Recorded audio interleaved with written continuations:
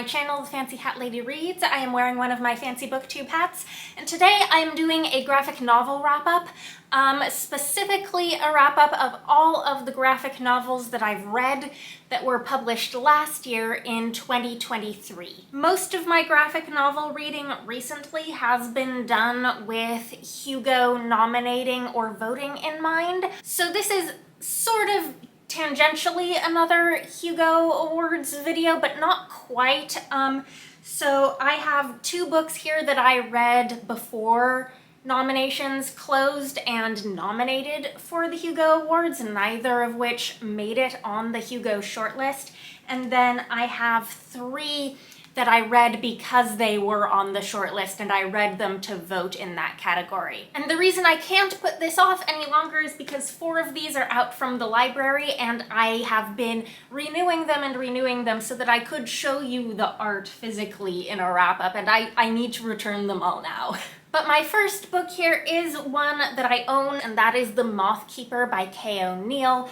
This shouldn't surprise anyone. This is the same author as the Tea Dragon books, the Tea Dragon Society and its prequel and sequel, all of which I love. Those are absolute favorites of mine. These are middle grade graphic novels. This one is also a middle grade graphic novel. It's not related to the Tea Dragon books though. This is a standalone. This was a book that I was very excited for and purchased shortly after it was released. I love Kay O'Neill's art style, and the art in this is even more gorgeous, or specifically to my personal artistic taste, I think, than the art in the Tea Dragon books was, because it's more shaded, there's more detailed line work. The colors are just exquisite. There's all these like beautiful landscapes at night. Absolutely lovely. Now, I read this in June of last year, so my memories of the actual plot details are gonna be fuzzy here. But this is about a girl named Anya who lives in a nocturnal village where she is the apprentice to the village's moth keeper. They have this like colony of magical moths that pollinate their magical tree on the one night of the year when the tree blooms. But being the moth keeper is kind of lonely job because you're out there all night with the moths, like out in the desert, instead of being in the village with everyone else. There's some lovely character work in this with Anya and her mentor and a friend of hers, if I remember correctly. There's also this like sort of legend woven through it that ends up tying back into the plot. This didn't resonate with me quite as strongly as the Tea Dragon books did. There's no like, the Tea Dragons themselves are such a hook for readers in those books, right? And there's nothing that's quite the equivalent to squee over in this. Also, the like magic biology of this tree didn't make any sense to me. Like, I think what was happening here is that the tree needs to be pollinated or it'll die, and like they're using the pollen from the tree as like a natural resource, and they can't harvest the pollen unless it's pollinated, and that's not how trees and pollination work. Like, I thought they must have been harvesting the fruits that were only going to grow if it was pollinated or something, but that wasn't what they were doing, and I was confused. I gave this 4 stars, still definitely recommend it. Next, I read The Infinity Particle by Wendy, which is YA science fiction. I read this a little more recently in February of this year. This was recommended by my friend Rachel when we were talking about things we were nominating for the Hugo Awards on our Stitch and Bitch live stream. This is an example of an art style that is very nice, but not necessarily my style. It's mostly not in color with just blue and white, but there are pops of red and pink. This is the kind of art where I flip through it and like, the composition of the images isn't what stands out to me. It's mostly like the character design that stands out. This is about a girl named Clementine who is an aspiring robotics engineer who has moved to Mars with her little Moth bunny robot companion. The Moth bunny robot companion is very cute. She's got this new job where she gets to meet and work with one of her heroes in the field who has a very humanoid, lifelike robot assistant named Kai. That's him here. And Clem and Kai end up becoming close to each other, and it's about their sort of shared experience of parental abuse. We eventually learn a little bit about Clementine's backstory with her mother, whom she is getting away from, and we see how that parallels Kai's experience with his creator, who is his mother figure. It's also a little bit of a romance. This isn't like very intense or deep in its sci-fi concepts, it's pretty accessible. I also gave this one 4 stars. And then in April, when I was finally doing my actual Hugo reading, the first of the graphic novel nominees that I picked up was Shubeik, Lubeik by Deena Mohamed. This was originally published in Arabic, I think in 3 volumes. The English translation, I think, is done by the author as well. But because this was originally published in Arabic, it's read from right to left like manga. This is in black and white, so like the previous book, this isn't really my favorite art style. I have a strong preference for color. There is a small portion of the book that's in color later on, but it's only a very small part of it. That said, otherwise, I thought this was just incredibly impressive. This takes place in an alternate contemporary Cairo in a world where wishes are a natural resource that can be bottled and sold. And through this book, we followed the story of 3 first class, so like very high quality wishes that a certain shop owner inherited from his father and is trying to sell.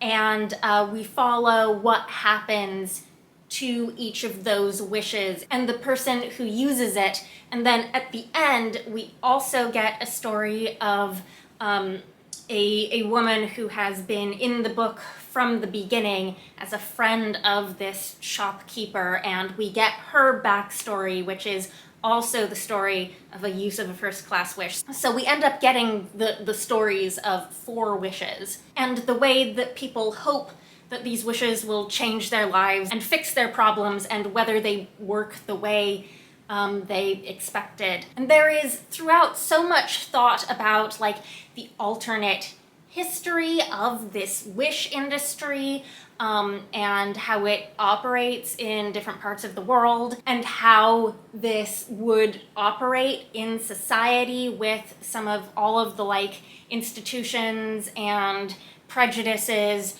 of the real world. Like, what hoops do people have to go through to obtain or use a wish legally or illegally? The availability of wishes based on social privilege. Like, there's a lot in this book. I personally fully expected this to win the Hugo this year, and I was shocked when it didn't. I mean, I should not have been shocked that Saga won. I haven't read Saga, any of it. I won't even consider starting reading Saga until it is completed, so my guess is I will never read Saga. I understand, though, that it has a lot of fans, so I shouldn't be shocked that Saga won, but this was just so massively impressive and original and emotionally moving. If I could, like, shove one book from this video at you and say, here, I think you should read this, it would be this one. And I absolutely never would have read it if it hadn't been on the Hugo shortlist, so I am so glad that it was. Next, in May, I read Wonder Woman Historia, The Amazons, which is only the second DC comic I have ever read. The first was Far Sector, and this was nowhere near as good as Far Sector. So lots of people credited on this. The writer for all 3 issues is Kelly Sue DeConnick. And then the 3 issues all have different artists. They are Phil Jimenez, Jean Ha, and Nicholas Scott. I will say, even though there are 3 different artists in this and they're all really noticeably different styles, I really liked all the art. It is color, it is bright color, it's cool compositions on the page. These are all things I really, really like in graphic novel art. You know my biases in this. This is the type of art that I like. I will say the first issue had the most detailed, intricate, gorgeous compositions. And after a full third of the book of things that look like this, the other 2 artists' styles were underwhelming to me. This is basically a Greek mythology retelling about the creation of the Amazons, and it's the Amazons from the DC mythos, but it mostly just feels like a Greek myth story with a feminist bent, as is super, super popular these days. I didn't feel like it was an especially compelling a take on the Greek gods, the goddesses. It's specifically focused on any of that. So the first third is mostly focused on the goddesses and their rebellion against the patriarchy of the gods by creating the Amazons. And then by the end of that first third, we've met Hippolyta, who is basically the main protagonist of the rest of the book. And then eventually what it's all building up to, that we're supposed to have an emotional connection to because we care about Wonder Woman, is like the birth/creation of baby Wonder Woman right at the end. One particular pet peeve I have about the changes in the art style between the 3 volumes is that some of the changes in character design were very jarring to me, specifically Hippolyta. So when we first meet her, she looks like this. By the end of this volume, we see her looking like this, and then on the first page of the next volume, this is her. This is the same person. It is jarring to me that the second 2 volumes had her with much lighter skin and much less textured hair. Here she is again in the 3rd art style. It just felt very much like at the beginning when we met her, she was drawn as a woman of color, and then in the rest of the book, she was either white or ethnically ambiguous. But overall, I thought this was all right. I gave it 3 stars, not a standout for me in anything except some beautiful, colorful art spreads. And then the last book that I read for the Hugo Awards this year was Beowulf. This is written by Zach Weinersmith, and the art is by a French artist called Boulet. Again, I'm just gonna show that this is not my preferred art style. Looks like this. It's black and white. It's all a little bit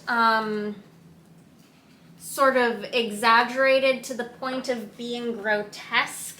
I don't know if I can show you something like this is very stylized in a way that I don't particularly like. But putting that aside, this is obviously a Beowulf retelling, but Beowulf, B-E-A-W-O-L-F, focusing on the young children of a neighborhood who've formed this gang of kids that love chaos and freedom from the tyrannies imposed by adults. They build their epic treehouse fort next to the home of grouchy, fun-hating adult Mr. Grindle, whose touch can turn kids into adults. How horrible. This follows sort of the epic poetry rhythm of Beowulf, and so I think for people who are really fans of Beowulf, this is going to be incredibly fun. I've never been very into Beowulf. I'm just gonna put that out there. Not very into Beowulf, not very into the particular style of this. That said, I can see that it's clever, I can see that it's fun and whimsical. This is published as middle grade. I think if I had been a middle school Beowulf nerd instead of like a middle school Greek mythology nerd, like, I would have thought this was awesome. I'm aware that this does only cover a portion of the original Beowulf story. I don't know if it's intended to get a sequel at any point. I think the way it ends sort of makes it feel like there could be a second book, but I don't know if that's a thing that's in the cards. I would say if this premise alone excites you, you should absolutely read this. If it doesn't, then I don't know that you're gonna get a ton out of it. I gave this 3 stars. I think it was my lowest ranked of the 3 books that I read, although I don't really remember how I ranked these 2 books because I was kind of disappointed in both of these. Anyhow, that was a graphic novel wrap-up of things published in 2023. Let me know if you've read any of these. Let me know if you read the other Hugo nominees in this category that I didn't get to. I did not read Saga for reasons that I previously explained. I did not read the Chinese 3 Body Problem adaptation because it's not translated into English. And I did not read The Witches of World War II, even though it looked like something I otherwise, might be intrigued by because it's written by Paul Cornell and I didn't like the novella of his that I read. But I don't know, maybe I missed out by skipping that one. That's one that I might have gotten to if I'd had more time. Anyhow, I hope you're having a very nice day. That is all. Bye for now.